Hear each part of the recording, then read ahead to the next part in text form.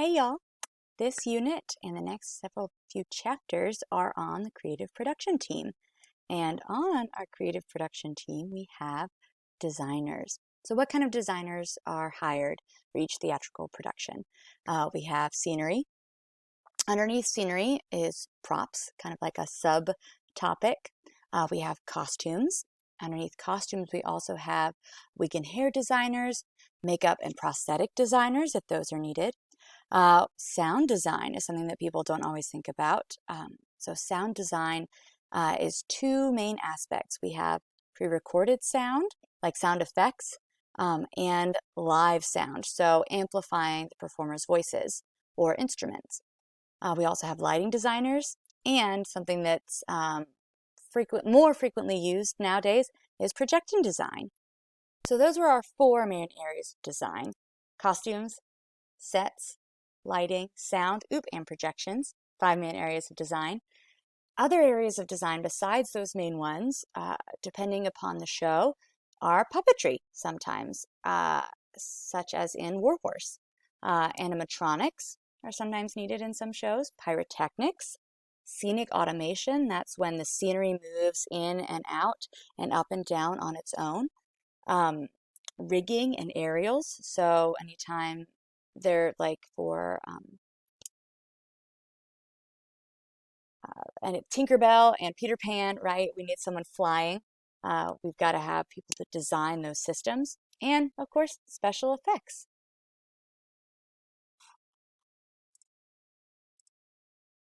All right, so what are the goals of our different designers? These are the things that the designers do. There's 6 objectives of the designers. So number 1, they have to help set the tone and the style of a production. They have to establish the locale and the period.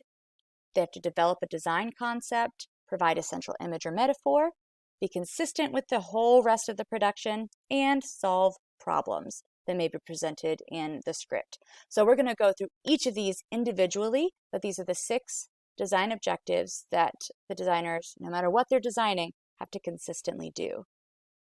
All right, so number 1, they have to set the tone and the style of a production. So tone is the way that a show makes you feel. Style is the manner in which it's presented. So they can use different design elements to help establish the mood of the show and the style in which it's done. So style might be realistic or non-realistic. A style might be symbolic or surrealist. Moods can be spooky or uplifting or sad and depressing or hopeful or happy, right? So all kinds of moods that the designers help tell the audience, show the audience what the show is about and what the show is supposed to make you feel. So the scenery, the lighting, the costumes, sound should all inform the audience about the style of a play. Just by looking or hearing, whatever that may be, before you even see or hear the actors themselves, right? The different designs around them that support them are going to help tell the audience so much. So this picture of a set, we have a set, so we have scenic design, costume design, lighting design. I'm sure there's sound design, we just can't hear it because it's a photo. So what does this make you feel? What kind of mood or tone does this set for you? What are the lights and the costumes and the set telling you? All right, objective number 2. The designers must establish the locale, so the place, and the historical period in which the play takes place. The designs should tell the audience where and when the play takes place. It can also tell us about the characters that the play is about. So all of the design elements that these different designers use will tell us when we sit down in our seats and look at the set, again, before we even meet our actors or our characters, is this a historical play or is this going to be a modern contemporary play? Does this take place in the southern U.S., in the northern U.S., in a different country altogether? The designers have to, again, help tell the story And so they're going to tell us these things. So, what do you notice about this photo? Where do you think it takes place? And take a guess, what year do you think it takes place? So I want you to look at the individual elements of this photo. So we see an old-fashioned refrigerator. We see some old-fashioned bar stools. The types of legs on this might tell you something, or the couch, the furniture chosen might tell you something about the time period. Their clothing might tell you something about the time period, and their hairstyles. So what did the lights, the sets, the costumes tell you about where this is taking place and when this is taking place? What about this one? It's a little bit different, right? What does the furniture tell you? What do the costumes tell you? Do you think this takes place in America? If you had to guess, what country or what region do you think this is? How well off are these people? So remember, we also said that not only can it tell us the locale and the time period, it can also tell us something about our characters, right? What kind of characters inhabit a place like this? All right, design objective number 3. The designers must develop a design concept that is consistent with the director's concept, right? So they use a design concept, they develop a design concept that conveys information to the audience about the themes of the show, or about what's going on in the show. So a design concept is a unifying idea carried out visually. Vocab word, hope you're taking notes. A unifying idea carried out visually. So they can't just come up with this on their own. It needs to be in consultation with the director and with the other designers. So what does that mean, a design concept? Some way to visually carry through some idea that the designers are trying to get across. All right, so this designer definitely had a design concept. I wonder what idea they were trying to get across visually. How does this make you feel? What does this make you think of? Right? It's a bit abstract. Maybe it's meant to give the audience a feeling of isolation or of being watched, right?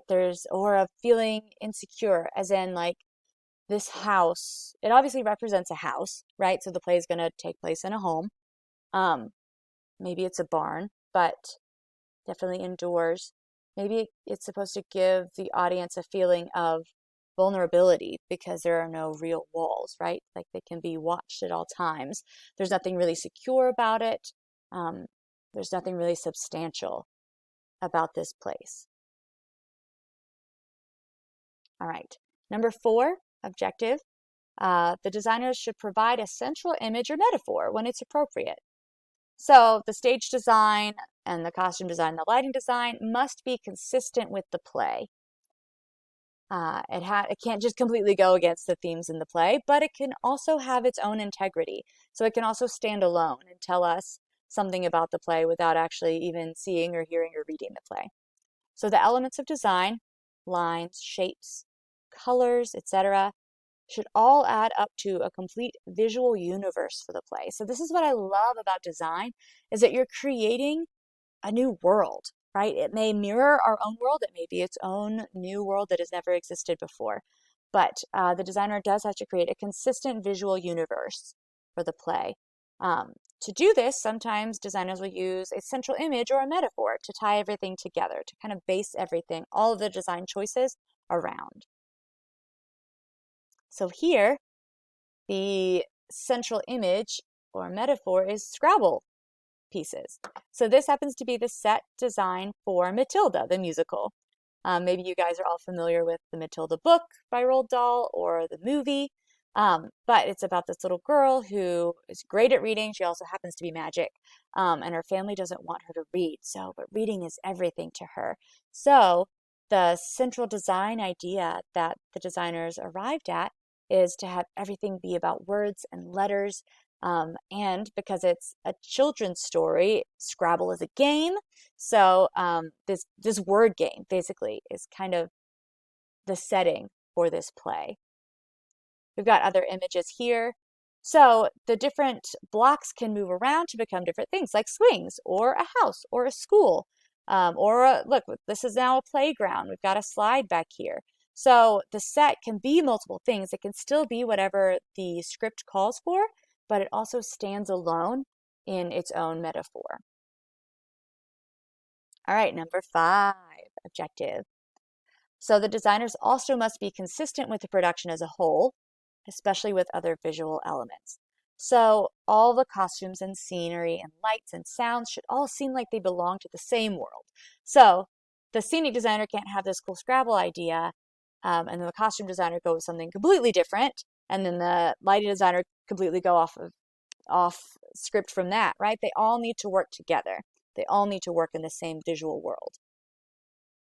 So within that, they have to be consistent with the playwright's intent and the director's concept, and again, be consistent with each other. So if the text and the acting are very stylized, then the visual elements should be too. If the script itself and the text is very realistic, then the visual elements should be too. So if it's musical theater, that's stylized, right? People don't actually break out into song in real life. So our scenery and lighting and costumes and sound can be more over the top. It can be a lot bigger and fun.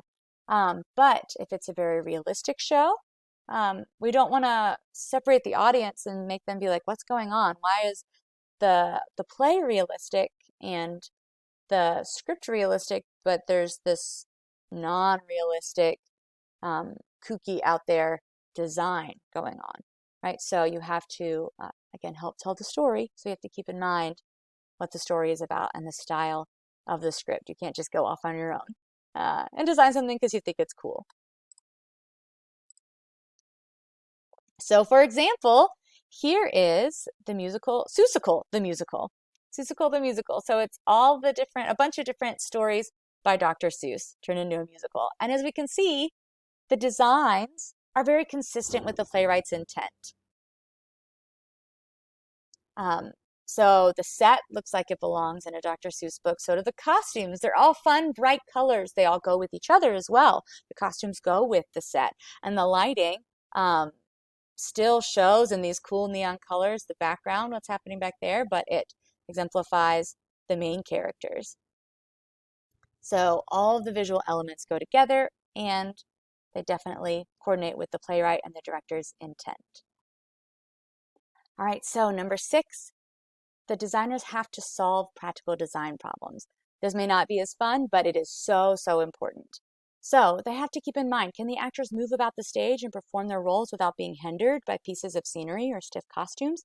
As a costume designer, I may want to design this huge, big, beautiful ball gown with a large train, but if the character has to walk in and out of small doors and go up and down stairs, maybe I shouldn't make that decision because the actor has to perform their role.